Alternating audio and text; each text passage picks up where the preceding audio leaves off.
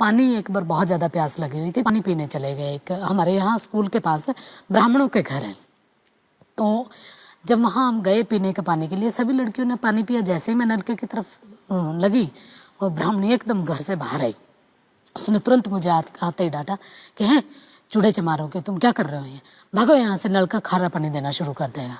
इतनी बुरी तरह से मतलब बोला, मतलब एकदम ठेठ, जो एक सीधा कास्टिज्म का जो बनता है। तब मुझे लगा कि कुछ है अलग जो इस वर्दी की वजह से है। मतलब अदरवाइज तो किसी को क्या पता कि मैं कौन सी कम्युनिटी की हूँ। तो मुझे बड़ा गुस्सा आया, मैं घर गई, मैंने फटाफट अपना बस्ता फेंका और एकदम बंद कमरे में जाके बैठ के खूब रोई। तो मेरे चाचा मुझे बहुत प्यार करते थे, तो आए वो, उन्होंने कहा क्या हो गया।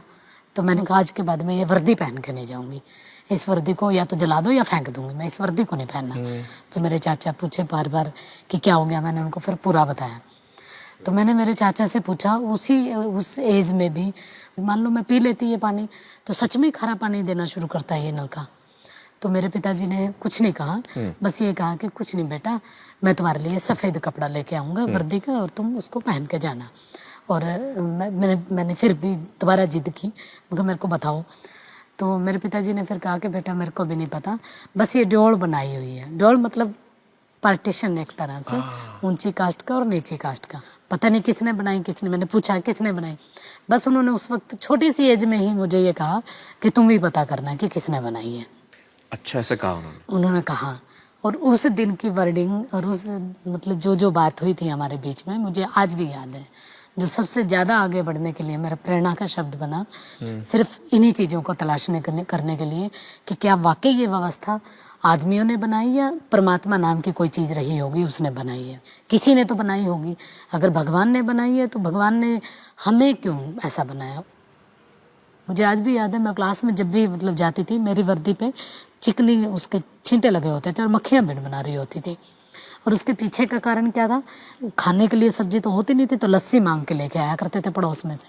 तो लस्सी लेने के लिए जाते, तो मैं वर्दी डाले हुए होती थी जैसे स्कूल की, वो डालते, वो कहती यहाँ रख दे, तो नीचे रखवाती डोलू को, और वो ऊपर से ऐसे लस्सी फेंकती, और वो फेंकती, वो डोलू में कम, कपड़ों पे ज़्यादा लगती, उससे भिनभिनाहट होती। और इसको जब मैं मतलब मैंने जब धर्मशास्त्रों को जब पढ़ा, तब मैंने देखा कि इसके पीछे कारण क्या था। क्या? क्योंकि ऐसे मतलब पूरा शास्त्र हमारे ये बताते हैं कि इन लोगों को इस तरीके से रहना चाहिए कि इनके कपड़ों में से बदबू आए। उनको नया कपड़ा पहनने का अधिकार नहीं है, उनको जेवर पहनने का अधिकार नहीं है, वो उनको हमेशा झूठन खानी है, हमेशा दूसरे के दिया हुआ खाना, उनके उस पर उनको जीवित रहना है, अपने आप से कुछ नहीं लेना। आर्थिक रूप से हम लोग बहुत कमज़ोर थे, लेकिन ये रहा कि पिताजी को हमेशा मैंने हंसते हुए देखा। उनके पास खाने के लिए अगर कुछ नहीं होता था या हमें खिलाने के लिए कुछ नहीं होता था, तभी उनके चेहरे पे कभी सिकन तक नहीं आई, हमेशा हंसते रहा करते थे। और ये कहते कोई बात नहीं, अभी आ जाएगा, थोड़ी सी देर में, शाम तक ले आऊँगा। और मतलब मुझे आज भी वो दिन याद है कि हम स्कूल से जब लौटते थे, घर में कुछ नहीं होता था, सब्जी या कुछ ऐसी कोई इवन चटनी तक नहीं होती थी खाने के लिए। और आपको मैं बताऊं कि हम खाना कैसे खाते थे स्कूल से आने के बाद। पानी में चीनी डालते, मीठा पानी बना के घोलते, उसको अच्छे से मीठा पानी बना के, तो हम लोग उस मीठे पानी से रोटी को गटका करते थे। मुझे आज भी याद है कि मैं मेरी ताई के साथ दूसरे के घरों में मतलब मैला उठाने के लिए जाया करती थी। स्कूल में जब मैं पढ़ती थी, एक बार मैं मेरी ताई जी के साथ गई। मुझे नहीं पता था कि जिस घर में मैं काम करने के लिए जा रही हूँ, उसी घर की लड़की, ब्रजेश नाम है बल्कि उसका, तो मुझे नहीं पता था ये ब्रजेश का घर है। तो क्योंकि घर में तो आना जाना तो बहुत बाद की बात है ना, मतलब एक पूरा हमारे तो घर ही गाँव से बाहर है बिल्कुल जी एकदम। जी जी जी। मेरी ताई के साथ मैं मतलब चलेगी, और सिर्फ इस लालच में कि मेरी ताई को काम करने के बाद जो रोटी मिलेगी, रोटी के साथ सब्जी भी मिलेगी। जैसे ही मैं वहाँ पहुँची, मैंने देखा कि ये तो मतलब ब्रजेश है, उसने भी मुझे देख लिया और मैंने भी देख लिया। खैर जो कूड़ा और जो गंद जो मल होता है, जो वो मेरी ताई के साथ मैं उठवाती रही, वो डाल डाल के आती रही, लेकिन देख चुकी थी वो मुझे। खाने के लिए तो मिला ज़रूर, लेकिन अंदर से ये रहा कि कल पता नहीं क्या होगा, मतलब जैसे कुछ छीन लिया जाए बच्चे से। खैर मैं अगले दिन स्कूल पहुंची, मेरे से पहले ही सारी चीज़ें स्कूल पहुंच चुकी थी। जैसे ही पहुंची और मतलब लड़कियों ने घेरना मुझे शुरू कर दिया, जिनको नहीं पता था उनको भी उसने खूब ज़ोर ज़ोर से के बताया।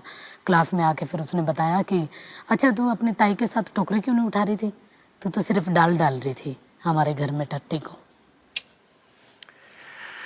तो मेरे को गुस्सा आया, मैंने उसको एकदम तख्ती मारी यहाँ पे, और फिर उसने मुझे मारी यहाँ पे, मुझे आज भी निशान है मेरे यहाँ पे उसके तख्ती का। लेकिन ये कोई बड़ी बात भी नहीं थी मेरे लिए, ऐसी लगती रहती थी। और क्योंकि उसका जो जख्म था वो तो अंदर था, तो बाहर तो बहुत कम था। तो लेकिन जैसे ही वो लड़की घर पहुंची, फिर उसने अपने घर में बताया, तो उसके घर वाले एकदम मतलब, क्योंकि वो ऊपर कास्ट के थे, सीधा मेरे घर में आए उलाना अच्छा, देने के गुस्से होके आ गए? गुस्सा हो गए और मेरे चाचा के पास एकदम आए। सीधे शब्दों में उन्होंने ये कहा कि चूड़ों की इतनी औकात कि हमारे बच्चों के ऊपर हाथ उठाए। मेरे चाचा ने माफ़ी वगैरह मांगी, फिर उसके बाद वो चले गए अपने अपने घर। फिर मेरे को डर तो अंदर से लग ही रहा था कि अब पता नहीं चाचा क्या कहेगा, स्कूल ही ना बंद करवा दें। तो उन्होंने बस मुझे ये कहा कि ठीक किया, डरने की ज़रूरत नहीं, मैं तुम्हारे साथ में। और सच में वो मेरे साथ ही रहे, हमेशा हमेशा साथ रहे। क्या बात है। जब मैं छोटी सी क्लास में थी, 7th क्लास में ऑप्शन बनता है, तो सभी लड़कियों ने संस्कृत चुना, कईयों ने जो मेरे पास आसपास थे। मैंने भी सोचा संस्कृत ही ले लेते हैं। जैसे मैं पहुंची, मेरे जो स्कूल टीचर थे, उन्होंने कहा नहीं तुम क्या करोगे इसको पढ़ के, और वैसे भी तुम लोगों को तो पढ़ना तो है नहीं कुछ, हमारे ही घरों में जाके झाड़ू पोछा लगाना है, कूड़ा उठाना है, गंदगी साफ करनी है, हो गया बहुत हो गया, ऐसा कहा उन्होंने। मैं असल में मुझे ना जो चीज़ मेरे को मना कर दी जाती है उसमें मुझे ये रहता होता है कि मेरे को यही करनी है, चाहे मुझे ना भी आती हो तब भी। मैंने कहा नहीं अब तो मुझे यही पढ़नी है। आपके मास्टर जी किस समाज के थे? मेरे मास्टर जी पंडित जी थे। बहुत सारी चीज़ें ऐसी चलती रही, ये स्कूल का है पूरा। फिर कॉलेज में मुझे आज भी याद है, मेरे ताऊ जी ने जब कहा कि बाहर लड़की को भेजेगा मेरे दादे का नाम लेके कि इज्जत चली जाएगी, तब मेरे पिताजी ने जो कुछ कहा था, मैं वहीं थी। मेरे ताऊ जी को सीधा ये कहा था, इतना प्यार करते थे जिनको वो, कि मुझे जो मर्जी कहे लेकिन मेरे चांद के बारे में नहीं। ऐसा न कहो। जो भी फैसला करेगा मैं और मेरा चांद करेगा, इसमें बोलने का किसी को भी कोई अधिकार नहीं, चाहे वो कोई भी चाहे। ऐसे करते करते फिर कॉलेज पहुंचे। कॉलेज में पहुंच के 60 किलोमीटर दूर कॉलेज था, बस में हम लोग आया जाया करते थे। बड़ा मुश्किल था एक तरह से, लेकिन ये था कि मैं, मेरे पिताजी, मेरी माँ, हम दोनों तीनों सारे दिहाड़ी मजदूरी किया करते थे। दिहाड़ी मजदूरी का मजदूरी मतलब क्या होता है? जो जैसे सड़कों पे काम करते हैं। अच्छा, डेली वेजेस जिसको बोलते हैं, ये करना लेबर एक तरह से। मैं जैसे बजरी बिछाने का काम करते थे, टोकरी लेके जाने का। एक सबसे बड़ी बात ये थी कि जिस कॉलेज में मैं पढ़ती थी उसी कॉलेज पे बाई चांस एक बार सड़क का काम बनना शुरू हुआ, और दिहाड़ी हम लोग लगे हुए थे, लेबर में थे। जैसे ही लड़कियां निकली उन्होंने तुरंत ये कहा, अरे अरे देखो देखो कौशल काम कर रही है, कौशल दिहाड़ी कर रही है।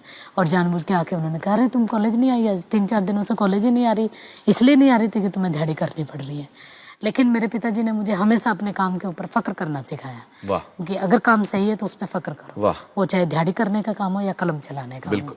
और पढ़ते हुए भी मुझे मेरे ऊपर गर्व करते थे, और दिहाड़ी करते हुए भी। यहाँ पर मैं आपको उनका नाम पूछना चाहूँगा, आपके पिताजी का नाम बताइए हमें। मेरे पिताजी का नाम जयपाल था। जयपाल जी, वाह क्या बात है। फिर ऐसे ही काम करते करते मैं पढ़ी, मतलब ग्रेजुएशन कंप्लीट हो गई। फिर मुझे कुरुक्षेत्र यूनिवर्सिटी से पोस्ट ग्रेजुएशन करनी थी।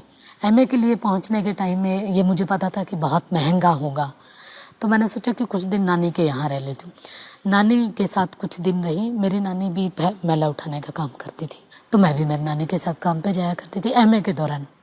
उसी से रोटी मिलती थी, वो रोटी हम खाते पढ़ते, ऐसा चल रहा था। फिर मैंने अपनी पोस्ट डॉक्टरेट जो की है वो जेएनयू से की है, जवाहरलाल नेहरू विश्वविद्यालय। जेएनयू का एक बहुत दिमाग में एक बना हुआ था कि बहुत बड़ी यूनिवर्सिटी है, बहुत मतलब वहाँ का डेमोक्रेटिक माहौल है, सारी चीज़ें हैं। लेकिन वहाँ जब मैं पहुँची हॉस्टल में, वहाँ भी ऐसे ही है। मेरी रूममेट जो मतलब ब्राह्मण थी, उसने कोई भी कसर ऐसी नहीं छोड़ी कि जिससे मैं यूनिवर्सिटी ना छोड़ पाऊँ। इतना टॉर्चर करती थी, बिल्कुल मतलब हर तरह के तरीके वो अपनाती थी, एक से एक। और हद तो तब हुई जब उसने मुझे हॉस्टल से बाहर निकालने की कोशिश की। वो ये चाहती थी कि मैं उसका रूम छोड़ दूँ।